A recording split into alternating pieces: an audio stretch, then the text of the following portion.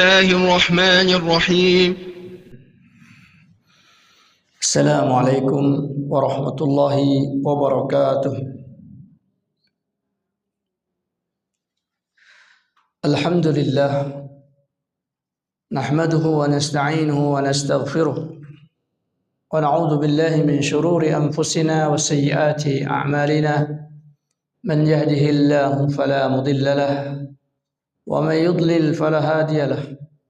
أشهد أن لا إله إلا الله وحده لا شريك له، وأشهد أن محمدا عبده ورسوله. اللهم صل وسلم وبارك على محمد وعلى آله وصحبه أجمعين. رب اشرح لي صدري ويسر لي أمري واحلل عقدة من لساني يفقهوا قولي، أما بعد. Alhamdulillah, di kesempatan pagi hari ini kita kembali melanjutkan ta'lim kita di dalam kitab Sahih Fiqh Sunnah. Semoga kiranya Allah Subhanahu wa taala menjadikan taufik atas pembahasan kita di pagi hari ini dan memberikan kemudahan, kelapangan dan hati yang lapang bagi para ummahat sekalian yang dirahmati Allah Subhanahu wa taala. Salawat dan salam tercurahkan kepada uswah dan kita baginda Rasulullah sallallahu alaihi wasallam. Kita lanjutkan pembahasan kita hari ini berkenaan dengan kewajiban seorang suami atas istrinya. Yang poin hak seorang istri atas seorang suami dan wajib bagi suami untuk memenuhinya adalah hak nafkah, yaitu memberikan apa-apa yang bisa menunjang hidup seorang istri, baik itu pakaian, makanan, rumah kepada istrinya. Dan para ulama mengatakan kenapa suami diwajibkan menafkahi istrinya. Maka ada pandangan berbeda di kalangan para ulama. Sebabnya kenapa suami itu yang menafkahi. Maka di sini golongan dari ulama Al-Hanafiyah, yaitu kelompok Imam Abu Hanifah, mengatakan sebab wajibnya nafkah atas suami terhadap istri mereka dan anak-anak mereka adalah habsul mar'ah alaihi, yaitu ditahannya seorang perempuan untuk berada di rumahnya. Ya. Artinya seorang wanita tidaklah boleh keluar dari rumah suaminya kecuali dengan izin suaminya. Maka dia tidak bisa bekerja, tidak bisa leluasa untuk keluar mencari apa yang dia hajatkan di luar sana. Maka disitulah letak kewajiban bagi seorang suami untuk menafkahi istrinya. Sehingga berdasarkan mazhab ini, kalau seorang perempuan keluar dari rumah tanpa izin suami, maka hak nafkah terhenti. Tidak boleh seorang wanita menuntut suaminya nafkah sementara suaminya berada atau istrinya berada di luar rumah. Menyendiri sendirian keluar rumah, misalnya ngontrak atau kembali ke rumah orang tuanya karena ada problematika, maka pada saat itu hak untuk mendapatkan nafkah telah hilang. Ini menurut jumhur atau menurut pendapat Al-Hanafiyah. Sementara mayoritas para ulama mengatakan sebab wajib nafkah itu yaitu bersuami istri, atau yang disebut dengan istilah az-zawjiyah. Artinya selagi seorang laki-laki dan perempuan itu terikat hubungan suami istri, belum ada perpisahan, cerai, apakah istrinya di rumah, apakah istrinya keluar rumah, selagi mereka masih di dalam ikatan suami istri yang sah, maka tetap wajib bagi suami itu menafkahi istrinya. Yang penting dia masih status suami dan yang perempuannya status istri, mereka berdua, maka tetap ada kewajiban nafkah. Apakah istrinya ini taat?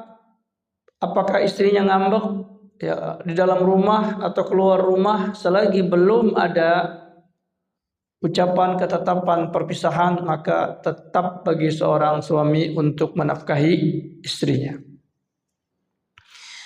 Nah, kemudian ada syarat sahnya dalam arti atau syarat wajib ya, syarat wajib nafkah itu diberikan kepada seorang istri. Yakni apa yang dimaksud dengan seorang istri? Ya, jadi tadi jumhur ulama mengatakan sebab seorang suami memberikan nafkah kepada istri adalah karena hubungan suami istri, yaitu perempuan ini menjadi istrinya. Nah, kemudian para ulama jumhur memberikan perincian bagaimana seorang itu disebut salihatun lizaujah, layak menjadi seorang istri, maka itu ada syarat wajibnya. Syarat wajibnya. Yang pertama qabla dukhul wa ba'dahu, dan sesudah dukhul. Yakni ketika mereka berakad nikah, terjadilah akad nikah seorang laki-laki kepada ayah dari seorang perempuan, maka berdasarkan ketetapan syarat-syarat sah pernikahan mereka sah menikah. Namun bisa jadi kondisi tersebut terpisah, suaminya di tempat lain, istrinya di tempat yang lain pula, sehingga tidak bersatu. Atau ada jeda waktu menyelesaikan urusannya di satu tempat sehingga dia bisa berkumpul dengan istrinya. Ini yang disebut dengan qabla dukhul, sebelum masuki rumah tangga, sebelum terjadinya hubungan suami istri. Ada syarat-syaratnya.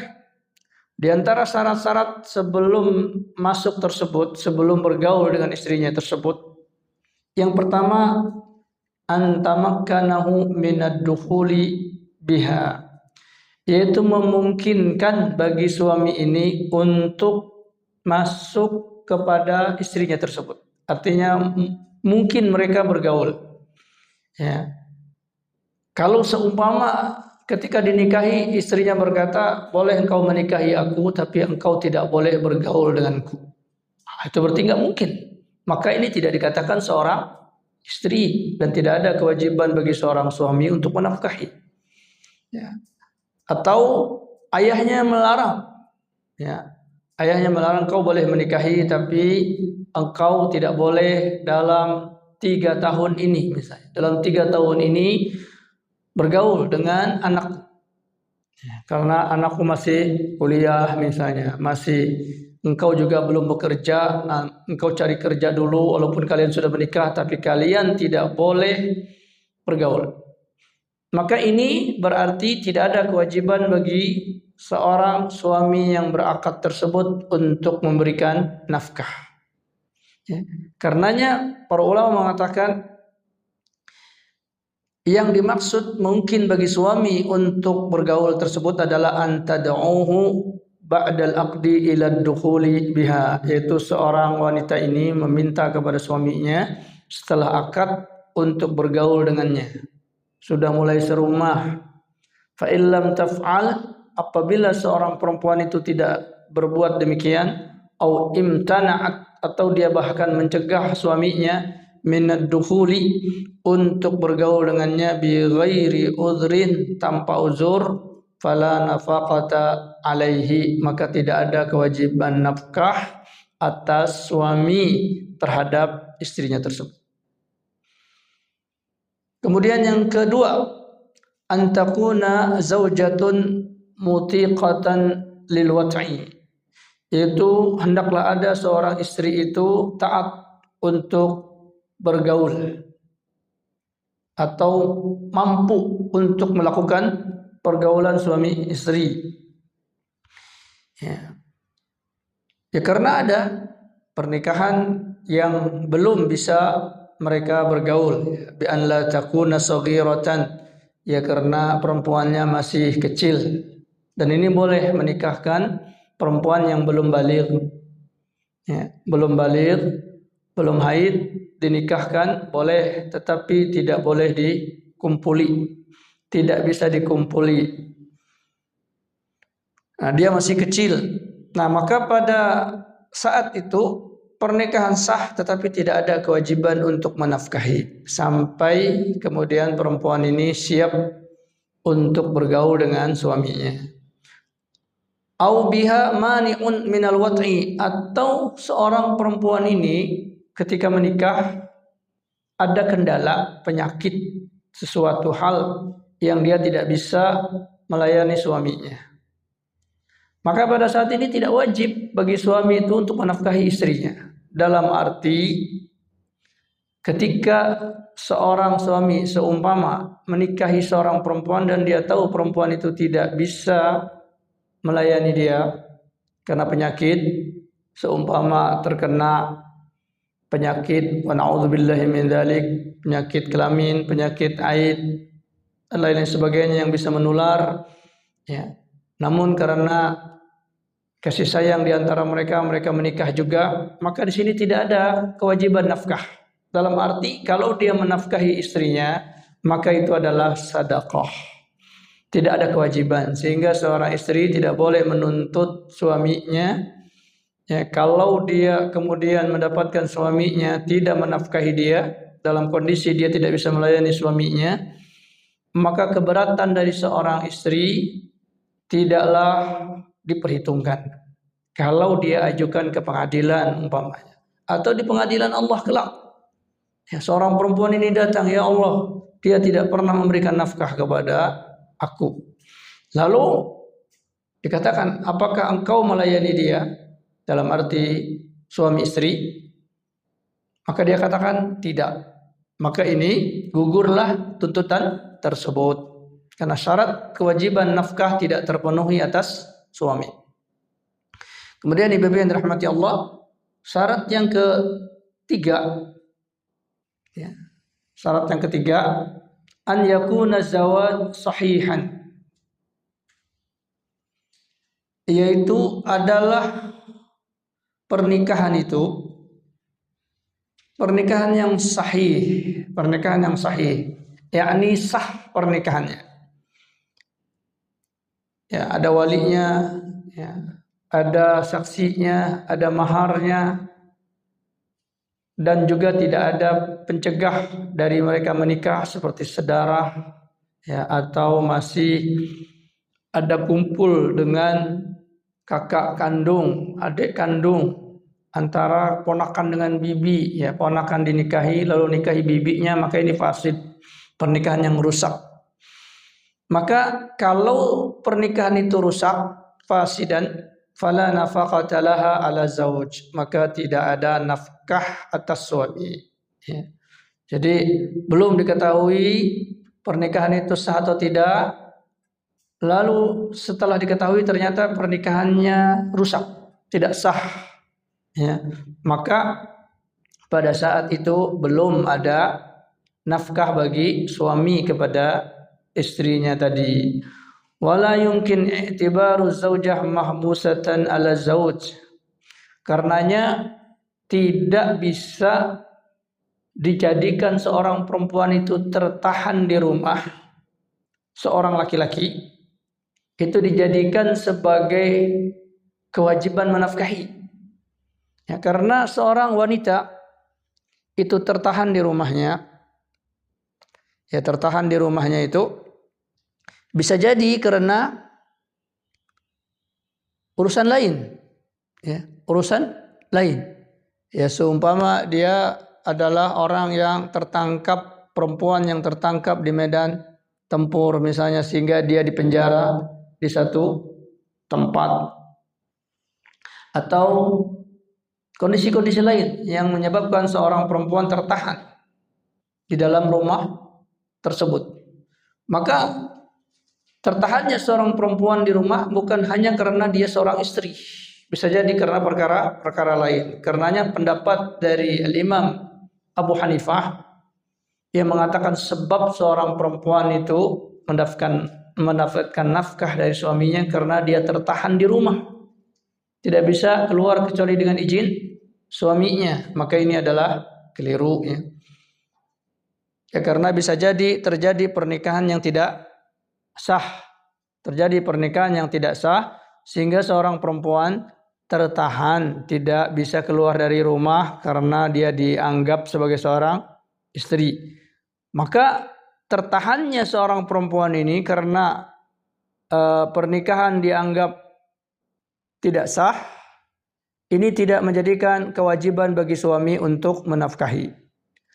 Lianna tamkin la yasihhu ma'a fasadin nikah. Karena kekokohan rumah tangga itu tidaklah memungkinkan dengan rusaknya akad nikah itu sendiri.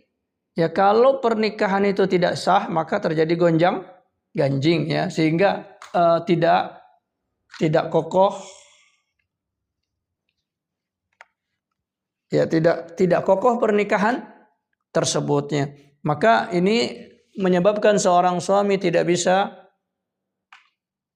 berada di dalam rumah tersebut dalam kondisi yang mudah. Ya, maka di sini tidak ada kewajiban menafkahi. Kemudian ibu-ibu yang dirahmati Allah, syarat yang berikutnya adalah syarat ba'dad dukhul.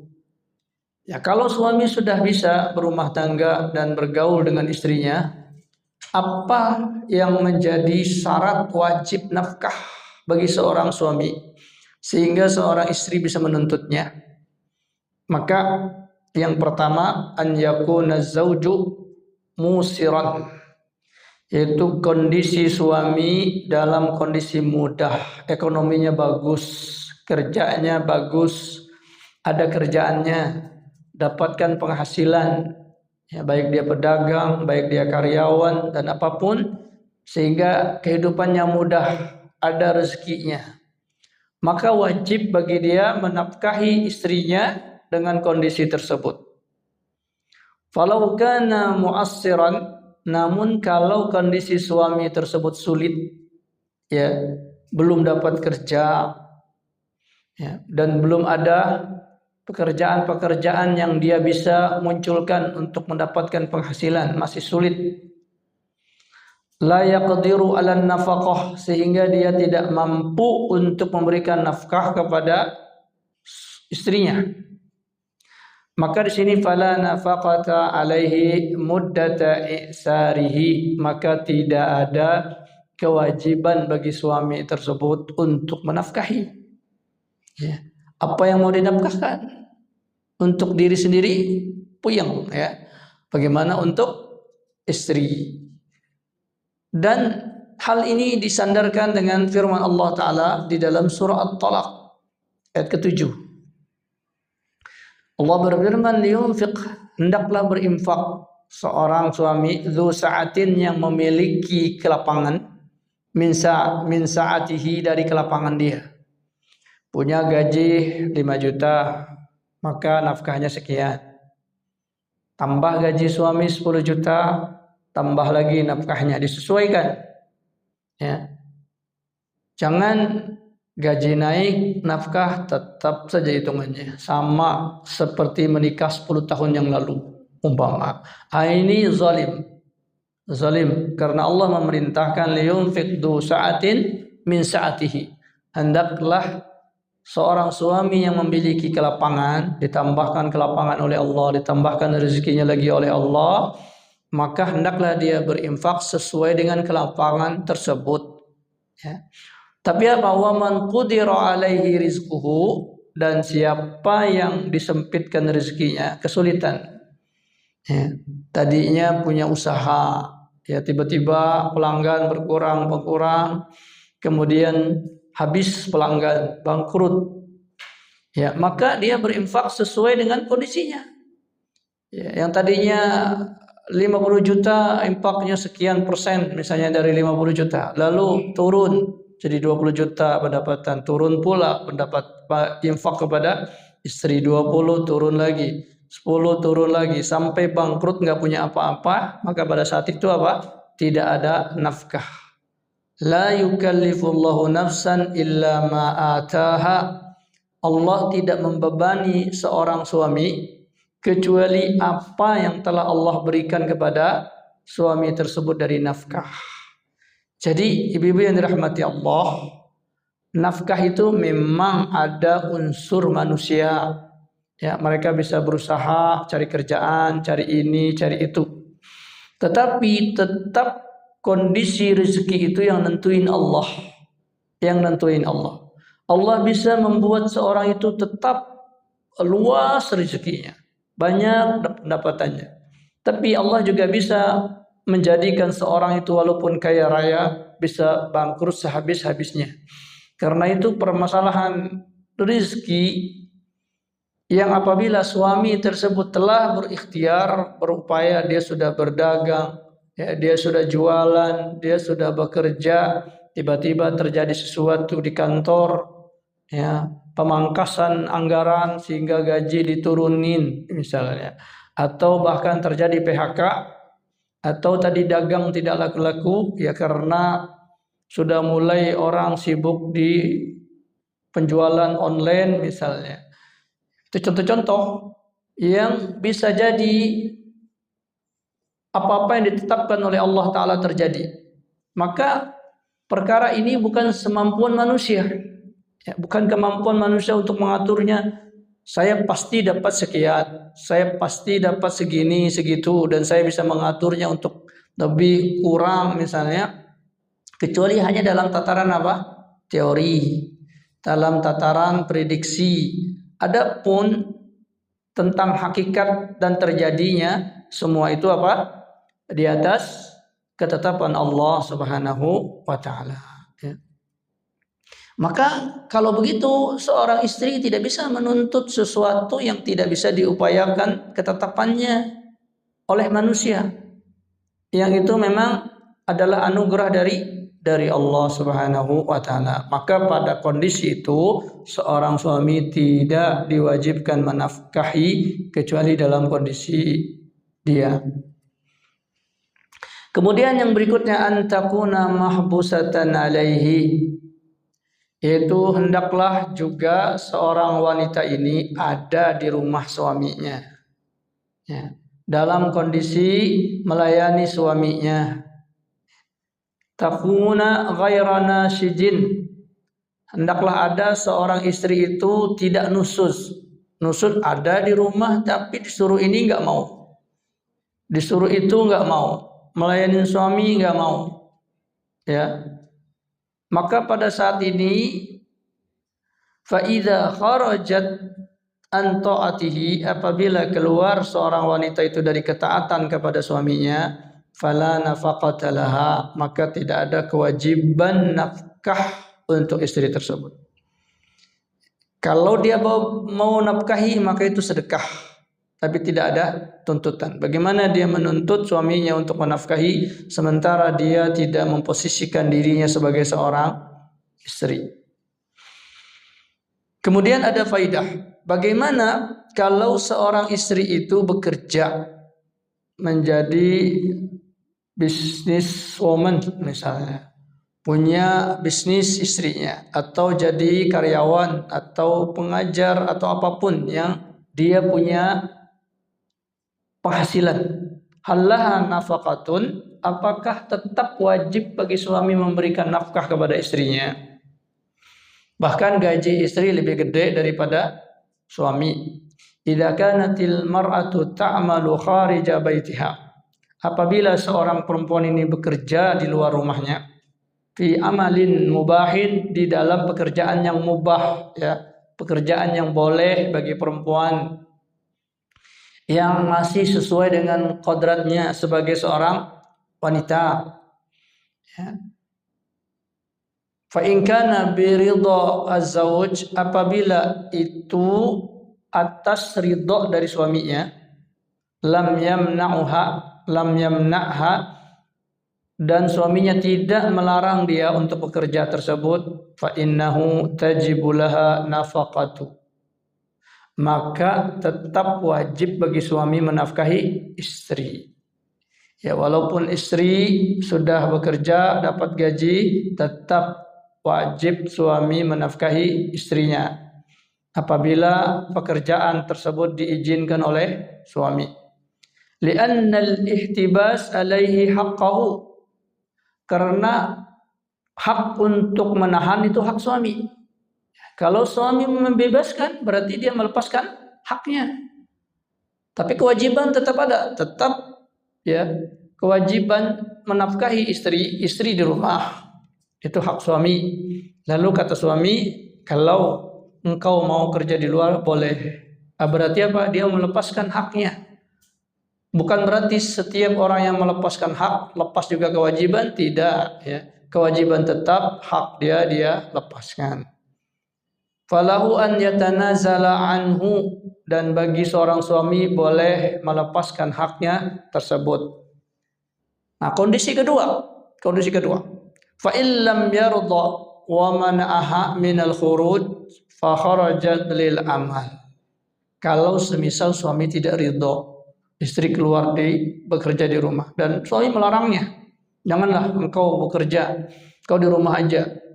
Tapi istrinya ngotot, ya tetap keluar untuk bekerja, maka saqata ya haqquha fin nafaqah, maka tidak lagi wajib bagi suami menafkahi istrinya tersebut. Li'anna al-ihtibas fi hadhihi al-halah naqisun, ya karena keberadaan seorang istri di rumah sudah berkurang. Ya walaupun bang saya kan masih pulang juga, masih di rumah juga, tapi pulang dalam kondisi lelah, capek. Ya apa yang diminta oleh suami kadang-kadang tidak terpenuhi. Ya, tidak terpenuhi dan suami merasakan keberatan tentang masalah tersebut, maka pada saat itu telah jatuh hak atau kewajiban bagi seorang suami untuk menafkahi. Kemudian yang berikutnya, berapa besar nafkah yang harus diberikan oleh suami yang wajib kepada istri? Maka landasan di dalam kewajiban seorang suami menafkahi istri adalah sudah kita sebut tadi, surah At-Talaq ya, ayat ke-7. Ayat ke-7 dikatakan liyunfiq du sa'atin min sa'atihi. Ya, suami itu menafkahi sesuai dengan kelapangannya. Ya, jadi tidak ada patokan resmi berapa yang diberikan, sekian persennya berapa, tidak disebutkan ketetapannya. Maka ini kembali kepada al-urfu, kebiasaan, kondisi di negara tertentu dengan negara lain berbeda. Ya, kampung tertentu dengan kampung lain berbeda. Harga bahan pokok di negeri ini beda dengan negeri itu. Ya, maka di sini seorang suami mencukupkan keadaan istrinya dan juga diukur berdasarkan kemampuan dia. Kalau dia bisa mampu membelikan emas tapi nggak dibelikan, nah ini dia ada tuntutan di akhirat. Ya, bisa memberikan baju yang bagus tapi tidak diberikan, maka ini ada tuntutan di akhirat. Tapi kalau memang tidak mampunya membelikan pakaian dengan merek second misalnya, ya maka itu adalah ketetapan dari Allah. Ya, juga disebut di dalam surah Al-Baqarah ayat 236, alal musi'i qadaruhu, atas laki-laki yang diberikan kelapangan rezeki, qadaruhu, ukuran nafkahnya. Ya.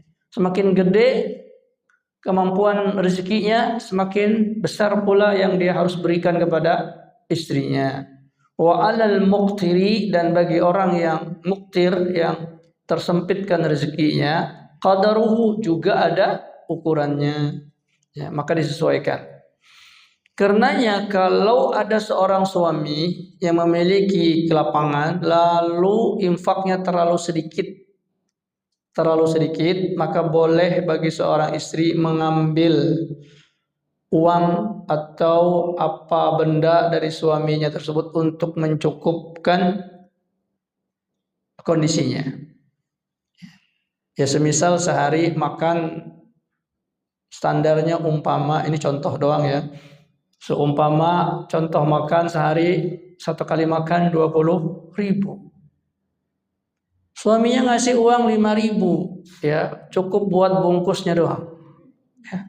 Wah ini saya mau makan gimana? Ya kurang. Ya maka apa? Boleh diam-diam tuh istri, ya nengokin dompet suami, diambil. Tapi apa? Oh jangan diambil untuk beli baju, ya. Oh merek, oh lagi viral nih sekarang merek ini, wah suami nggak bisa beliin dan memang belum bisa, tapi istri maksa, jadi ambil. Itu namanya apa? Mencuri. Ya, tapi kalau itu sesuai dengan kondisi dia, maka boleh. Nah, ini sebagaimana Hindun bin Utbah, istri dari dari Abu Sufyan, dia lapor kepada Rasulullah. Ya Rasulullah, suami saya itu agak pelit dikit, ya. Sehingga dia tidak memenuhi apa yang menjadi kebutuhan saya dan anak-anak saya. Bagaimana kondisinya Rasulullah? Maka kata Rasulullah, khudi ma yakfiki wa waladaki bil ma'ruf. Lalu aku kata Hindun, aku ambil uangnya di penyimpanan dia. Boleh enggak itu? Maka kata Rasulullah, khudi, boleh engkau ambil ma sesuatu yakfiki yang mencukupkan engkau, wa waladaki dan anak engkau bil ma'ruf dengan ma'ruf. Ma'ruf artinya sesuai dengan kondisi yang ada pada masa tersebut. Bil ma'ruf ini maknanya bil urfi, sesuai dengan kondisi. Ya. Jangan distandarkan orang hidup di Indonesia standarnya standar real, ya. Oh habis pulang dari umroh dia bilang oh harga di sana sekian, kayaknya kurang nih suami, padahal balik ke Indonesia. Ya itu namanya tidak ma'ruf, tidak ma'ruf. Maka yang menjadi hitungan ya dari seorang suami untuk memberikan nafkah kepada istri adalah al-kifayah, kemampuan, ya, atau al-kifayah lizaujah wal aulad bil ma'ruf, ya kemampuan untuk memenuhi hajat istri dan anak-anak dengan ma'ruf. Yang pertama itu, ya. Kalau misalnya memang kebutuhan di negeri tersebut sekian, maka dia harus penuhi. Ya, harus penuhi. Maka ini berbeda dari satu negeri ke negeri yang lain tadi, dari tempat ke tempat yang lain, dari masa ke masa yang lain. Ya. Suami ngasih belanja ya, 50.000 terus ya. Dari mulai nikah tahun Soeharto lengser umpama sampai sekarang. Ah ini enggak ma'ruf namanya, ya. Karena apa? Karena dolar sudah naik sekian-sekian. Dahulu dolar cuma 2.000, sekarang sudah 16.000.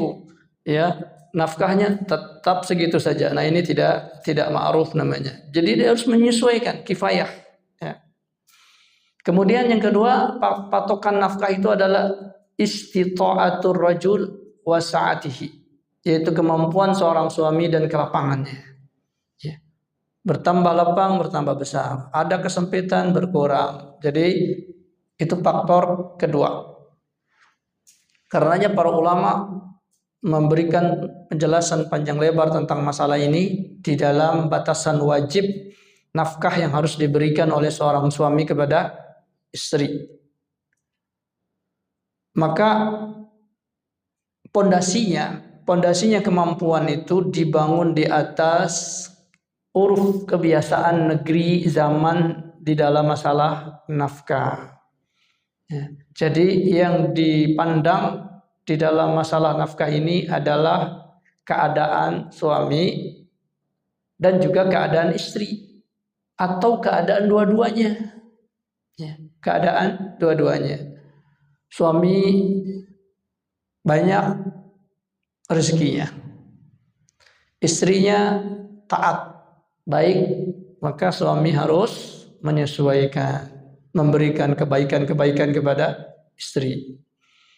Suami gajinya kurang, istrinya taat, ya tidak masalah, maka dia berikan sesuai dengan gajinya.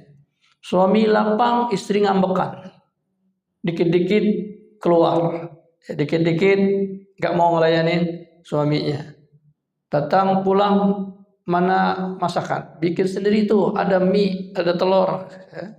Istrinya nggak peduli umpamanya. Maka di sini ada kondisi istri, ada kondisi kedua-duanya, ya. Kondisi kedua-duanya sudah suaminya kesulitan, istrinya juga ngambekan. Ya, ini tergabung dua perkara tersebut dan kuatlah jatuhnya nafkah kewajiban atas suami. Ya. Dan inilah yang dikeluarkan dan ditunjukkan di atas nas-nas syar'i, baik itu di dalam Al-Quran maupun di dalam hadis-hadis Rasulullah Sallallahu Alaihi Wasallam.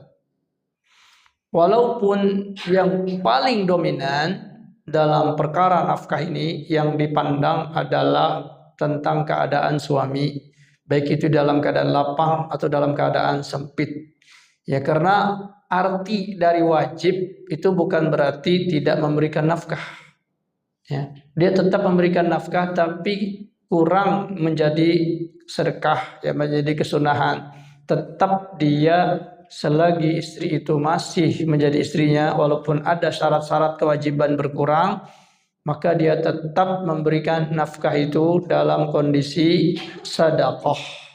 Ya, dia tahu hak dia tidak ditunaikan oleh istrinya.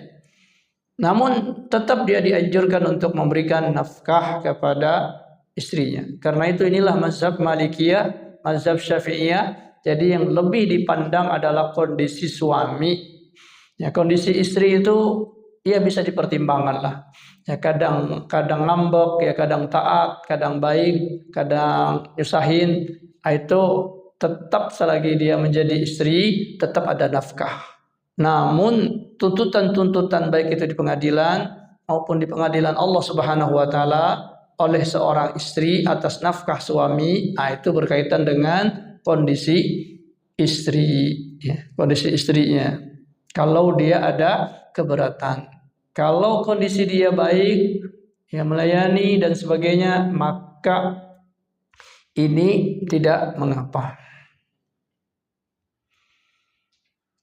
Kemudian hal yalzamu zawj binafaqati ilazi zawjatihi, hal apakah dilazimkan, merupakan kewajiban bagi seorang suami menafkahi perobatan istrinya kalau istrinya terjadi sakit. Mazhab imam yang empat, baik itu Hanafiyah, Malikiyah, Syafi'iyah maupun Hambaliyah, mengatakan tidak wajib atas suami menafkahi perobatan istrinya. Dan ini dibangun di atas kaidah annal mudawata fil madi lam takun minal hajat al asasiyah. Ya. Kenapa kok di dalam mazhab yang keempat itu perempuan kalau sakit, istri kalau sakit tidak wajib suami menafkahinya? Karena di zaman dahulu yang namanya sakit itu tidak besar-besar sekali perobatannya. Dan penyakitnya juga nggak aneh-aneh kayak zaman sekarang. Ya. Sehingga tidak dianggap sebagai hajat yang perlu diperhatikan. Dahulu orang pusing-pusing, datang suami dipijit kepala istri sembuh. Ya.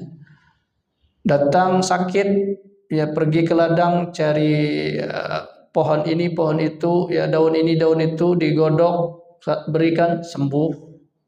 Ya karenanya permasalahan perobatan bagi seorang istri tidaklah menjadi kewajiban bagi suami. Ya.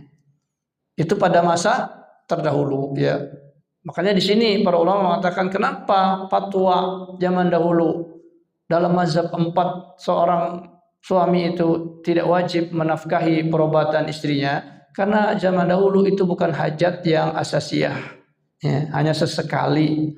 Lam takun taksurul hajatu ilaiha, tidaklah menjadi hajat bagi suami, juga tidak hajat menjadi seorang istri.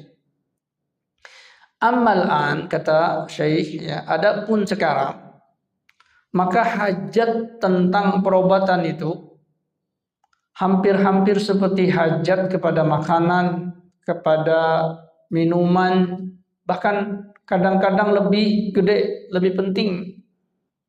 Ya, termasuk hajat di sini perobatan mengencangkan kulit ya, membuat lebih bersinar, lebih putih.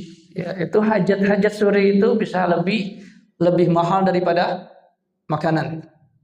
Kemudian juga li'annal marid bifadlin, dan penyakit juga secara umum bertambah ya, beratnya. Mulai dikenal kanker, mulai dikenal ini itu penyakit yang sekali datang bikin pusing ya. Kalau datang ke dokter membawa istrinya yang sakit dalam kondisi itu, tiba-tiba menular kepada suaminya, pusing juga suaminya ya, karena pembiayaannya besar ya. Maka dikatakan oleh para ulama, perobatan itu adalah cabang dari kewajiban utama, yaitu kewajiban memberi makan, memberikan pakaian, memberikan rumah. Apalah artinya makan kalau gigi sakit ya, kalau lambung lagi sakit ya, kepala pusing, dikasih makan sama suami, dibawakan makanan enak-enak, tapi kepala pusing ya, perut sakit, maka makanan itu tidaklah bisa masuk ke dalam lidah seorang istri yang sakit. Oh, berarti apa? Berarti kata para ulama, kewajiban nafkah dimakan termasuk juga menjaga supaya makanan itu bisa digunakan, supaya baju bisa dipakai ya. Rumah sudah bagus, makanan ada ya, pakaian bagus, tapi sakit. Apa yang bisa dinikmati dari rumah, dari pakaian, dari makanan dalam kondisi sakit? Kalau begitu, sakit itu bagian dari nafkah yang masuk ke dalam kategori nafkah makanan, pakaian, dan rumah ya. Karena apa? Karena tadi keadaan sakit, keadaan berat itu tidak bisa membuat seseorang bisa menikmati nafkah yang diberikan oleh suaminya. Maka ulama-ulama kontemporer zaman sekarang mengatakan tetap melihat kewajiban nafkah berobat atas suami kepada istrinya, sebagaimana kewajiban menafkahi nafkah darurat tadi, pakaian, makanan, dan rumah. Sebagaimana juga kewajiban terhadap orang tua, nafkah berobat. Kalau kita punya anak perempuan, wajib nggak Bu bagi ayah untuk membiayai obat anak perempuannya tersebut? Wajib. Dan sekarang anak perempuan itu telah diambil oleh seorang laki-laki, dan semua ketaatannya, semua hidupnya diberikan kepada laki-laki tersebut. Lalu ketika dahulu dia sakit, dia diobati oleh ayahnya, lalu kemudian ketika sudah menjadi istri orang, kemudian ketika sakit dia dibiarkan.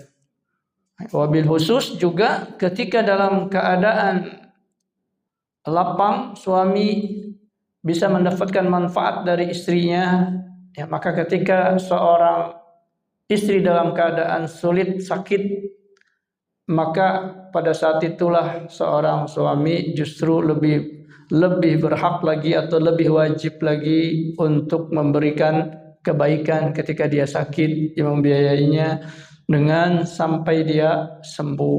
Maka ini pendapat yang paling kuat. Jadi fatwa itu berkembang berdasarkan perkembangan zaman. Ya, imam-imam 4 itu paling terakhir hidup di abad ketiga.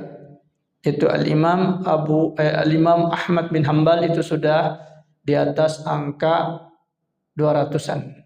200 berarti abad ketiga. Ya, abad ketiga. Nah, kita sekarang sudah abad berapa, Bu?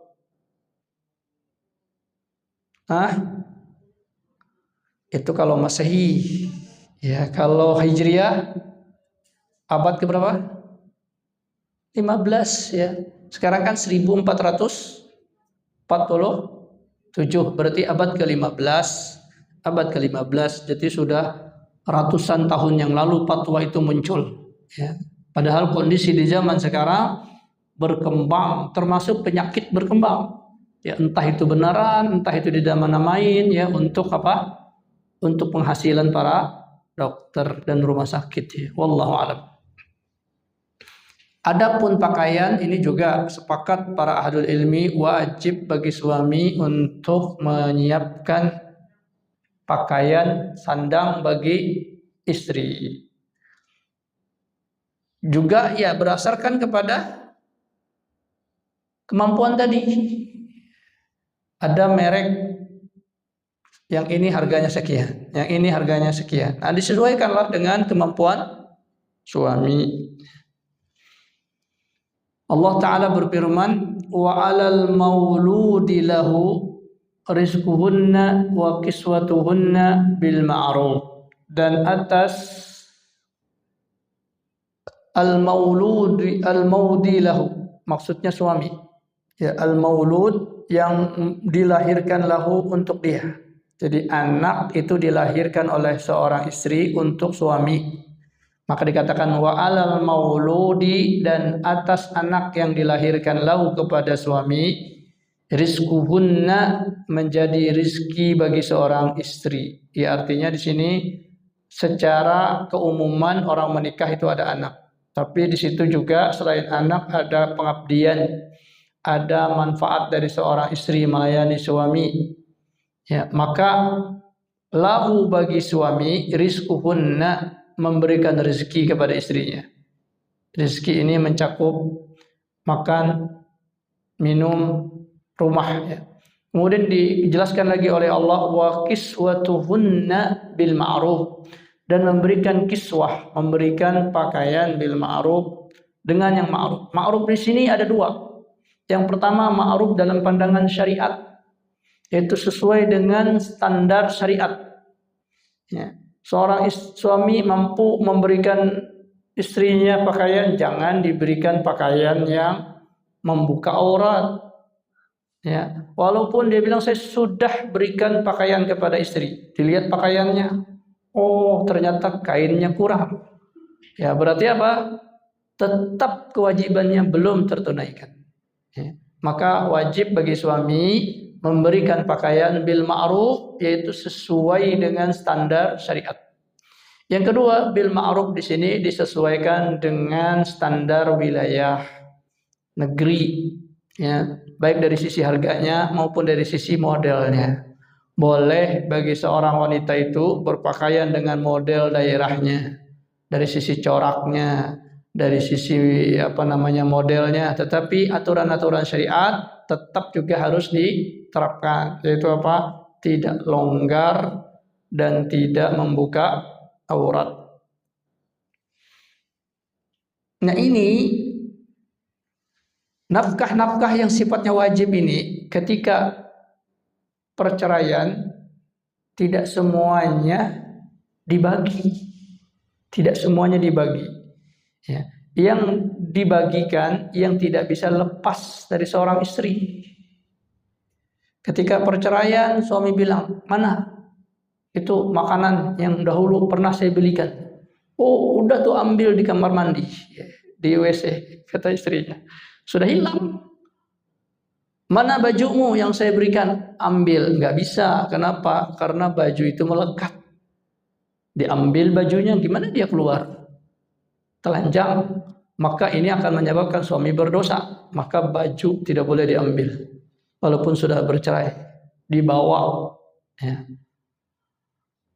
Kalau yang bukan sesuatu darurat seperti perhiasan, rumah, maka kembali kepada suami. Kembali kepada suami dan tidak ada di dalam hukum syariat gini di dalam masalah tersebut. Hukum syariat tetapi hukum konvensional tetap ada. Tetap ada di situ. Karena di dalam hukum konvensional harta gono gini rumah itu tidak bisa dijadikan harta gono gini kalau rumah tersebut masih dalam kondisi kredit dan kreditnya diketahui dibayar oleh suami, maka tidak dibagi. Ya. Nah, ini saja yang ditetapkan dalam hukum konvensional, hukum positif di Indonesia di dalam hak perceraian nantinya tetap dibagi atau tetap tidak diberlakukan harta gono gini. Yang lain-lainnya dibagikan itu dalam prinsip hukum positifnya. Kemudian di dalam hadis Rasulullah SAW dalam riwayat Jabir juga disebutkan walahunna, dan hak bagi seorang perempuan alaikum atas kalian wahai suami rizquhunna, rezeki mereka, pakaian, ya, makan, minum dan lain sebagainya. Kemudian ditambah lagi oleh Allah penegasan wa kiswatuhunna bil ma'ruf, dan wajib bagi suami mengadakan pakaian istri yang sesuai dengan syariat, sesuai dengan kondisi tempat tinggal.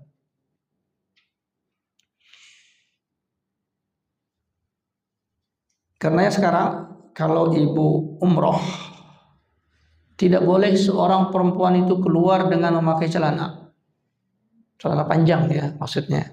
Walaupun yang gedober itu tetap tidak diperbolehkan. Karena apa? Karena uruf di sana tidak boleh pakaian bagi perempuan sirwal, itu celana. Boleh pakai rok atau pakai gamis. Ya, sekarang peraturannya demikian. Kalau ketangkap itu bisa didenda dengan hukum syariat di sana. Itu namanya al-urfu, kebiasaan. Tidak dikenal ya wanita Arab ketika keluar rumah memakai celana. Ya. Kalau di kita, celana boleh tetapi distandarkan syariat, yaitu apa? Yang tidak ketat. Celana kulot orang bilang ya, yaitu dibuat lebar ya sehingga nampak ketika berjalan seperti menggunakan rok. Itu namanya bil urfi, sesuai dengan kema'rufan. Jadi tidak ada perkara larangan di dalam hal tersebut. Namun yang lebih baik tentunya adalah sebagaimana disebutkan oleh Rasulullah, rahimallahu imra'atan mutasarwilah. Allah merahmati seorang perempuan yang mutasarwilah. Mutasarwilah itu diambil dari kata-kata sirwal. Sirwal artinya bercelana. Yang dimaksud adalah dalam hadis itu perempuan memakai gamis lalu dia juga memakai celana panjang. Itu yang dimaksud mutasarwilah, itu yang terbaik ya. Adapun yang wajibnya yaitu tertutup auratnya baik bentuk maupun warna kulit ya. Nah ini beberapa hal yang kita sampaikan di dalam masalah hal ini ya. Karena di sini terakhir kita sebutkan ya tadi di antara yang ma'ruf itu juga menyesuaikan cuaca ya. Ada pakaian dingin, ada pakaian panas, yaitu disiapkan oleh seorang suami. Di sini mu'allif menyebutkan satu faidah. Lau kasaha zawj summa talaqaha aw matat qabla an tabliya as-siyab fa hal yastarji'uha. Tadi kita bahas sedikit. Apabila seorang suami memberikan pakaian kepada istrinya, kemudian setelah itu dia talak istrinya, atau dia meninggal, suami itu meninggal atau istri yang meninggal sebelum pakaian itu rusak, masih bagus, ya, dicerai. Baru 4 hari diberi pakaian, tiba-tiba terjadi sesuatu yang menghebohkan, kemudian istri dicerai. Bolehkah suami mengambil balik pakaian tersebut? Nah, ini tadi sudah kita sebut, idza stalamatil mar'atu nafaqataha al-mafruḍah thumma talaqaha az-zawj aw tufiya anha aw tufiyat. Apabila seorang perempuan sudah menerima nafkah yang dipardukan atas suami, kemudian suami menalak istri tersebut, atau suami meninggal, atau suami meninggal maksudnya nanti itu diwaris nggak kepada keluarganya suami, itu yang dimaksud ya. Jadi suami nggak bisa lagi ngambil, suami mati, tapi keluarganya boleh nggak? Ya. Atau dia yang meninggal, apakah pakaian yang diberikan suami tersebut boleh diambil suaminya? Ya. Atau diwariskan kepada keluarga istri, ya. Seumpama istri punya adik kandung dan tidak ada adik laki-laki misalnya, ya, tidak ada anak laki-laki, perempuan semua di situ, maka saudari istri dapat, ya, boleh nggak itu diwariskan? Maka di sini muallif mengatakan fala yajuz, tidak boleh lizauj, bagi suami, wala liwarasatihi, dan juga pewaris dari suami, istirja'uha, untuk mengambil, minta dibalikin pakaian tersebut, ya. Ini ibu jangan berpikir baju 100-200 harganya, ya. Baju perempuan itu rata-rata ada yang sampai puluhan juta, ya. Sepatunya, ya, macam-macamnya itu mahal. Oh, ternyata suaminya meninggal. Loh, kata saudara suami, wah itu bagian dari waris, balikin. Maka di sini apa? Tidak boleh. Karena pakaian termasuk perkara yang wajib diberikan. Ini adalah salah satu dari pendapat para ulama, yaitu pendapatnya mazhab Hanafiyah, Malikiyah, dan yang paling sahih dalam mazhabnya Imam Syafi'i, dan ada satu sisi dari mazhab Imam Hambali. Ya. Berarti ada yang mengatakan boleh diambil, ya, ada pendapat yang mengatakan boleh diambil. Namun yang paling sahih juga pandangannya adalah pakaian itu sesuatu yang melekat di seorang ketika dia berpakaian dan dia tidak bisa keluar rumah tanpa pakaian tersebut. Maka semua pakaian yang telah diberikan sebagai nafkah, ya, bukan yang hadiah. Kalau hadiah jelas nggak boleh diambil, ya. Ada yang berupa hadiah, yaitu tambahan dari suami. Ada yang memang kewajiban suami memberikannya. Tapi kalau dia bilang ini hadiah, ya, maka itu tidak boleh diambil. Tapi yang nafkah tadi terjadi apa? Khilaf pendapat. Nah, sampai di sini. Kalau ada pertanyaan, falyatafaddal mazkura, silahkan. Ya. Kalau misalnya seorang istri muda itu barang-barang pribadi istri seperti baju dan lain-lain itu nanti dikembalikan keluarga istri. Ya, itu berarti menjadi tirkah atau barang peninggalan istri.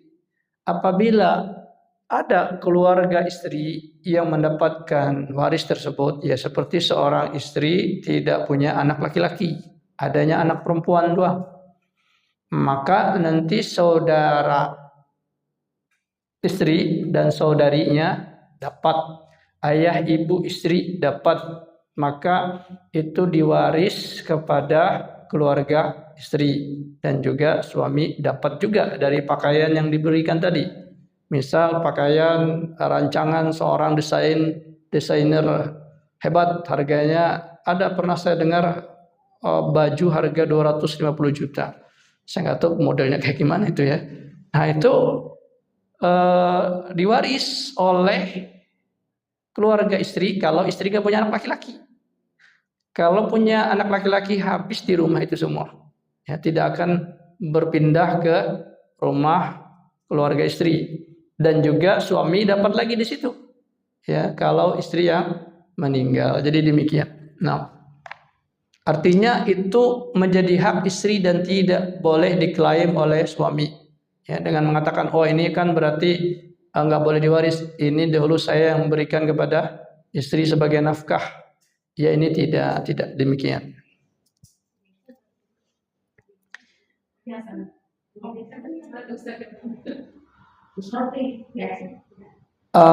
Wallahu alam, perhiasan belum saya dapat ilmunya. Nanti kalau kita dapat ilmunya kita bagikan. Adapun rumah ini hak guna pakai. Hak guna pakai. Ketika perceraian maka suami mengambil balik rumah. Ya.